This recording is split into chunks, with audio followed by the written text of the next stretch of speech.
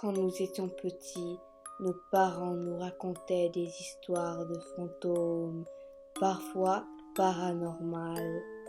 Aujourd'hui, je vais vous présenter le livre Anna Caritas, écrit par Patrick Isabelle et édité par la maison d'édition Les Malins. Maintenant, plongeons-nous dans le résumé de ce livre. Tout d'abord, William Walker est un jeune adolescent de 14 ans qui habite dans le petit village de Saint-Hector. Rien n'arrive jamais dans cette municipalité, alors quand d'étranges et inquiétants événements surviennent, personne n'y croit vraiment. Pourtant, lorsque William et ses amis décident d'interroger l'au-delà pour en savoir plus sur les auteurs de ces étranges phénomènes, les choses tournent mal.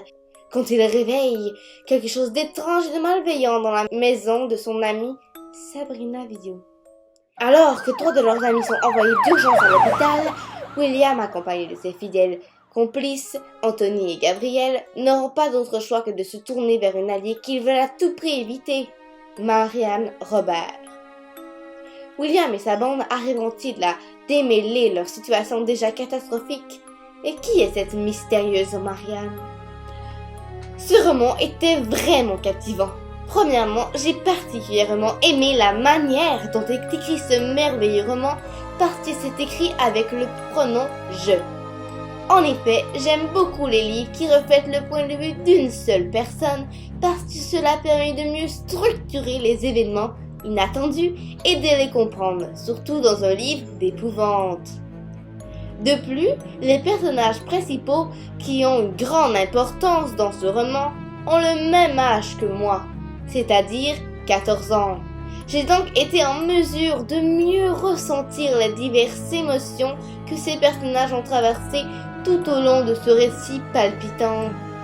Bref, j'ai adoré ce merveilleux livre, rempli de terreur, simplement pour son style d'écriture, puisque nous comprenons mieux les obstacles auxquels font face les personnages et leur vision des choses.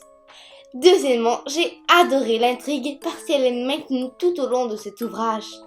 Effectivement, Patrick Isabelle a su garder l'intrigue dans une ambiance lourde et sombre, parsemée de rebondissements extravagants durant cette histoire qui nous donne la chair de poule. Le déroulement des événements est très juste et détaillé.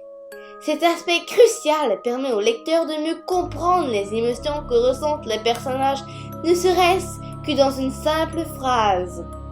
Par exemple, je cite le livre. Je regardais autour de moi, médusée. Les 2 lampes du salon avaient été pulvérisées et leurs morceaux étaient éparpillés sur le plancher. Idem pour les bibelots de porcelaine. Par terre, à côté de la télévision, bousillée, la planchette rouge gissait à l'envers, immobile. Comment était-ce possible? Enfin, j'ai bien aimé l'intrigue parce qu'elle regorgeait d'excellents rebondissements. Pour conclure cette critique, j'ai adoré le roman Anna Caritas, spécifiquement pour son style d'écriture, parce que nous avons le point de vue d'une seule personne, et pour son intrigue particulièrement passionnante.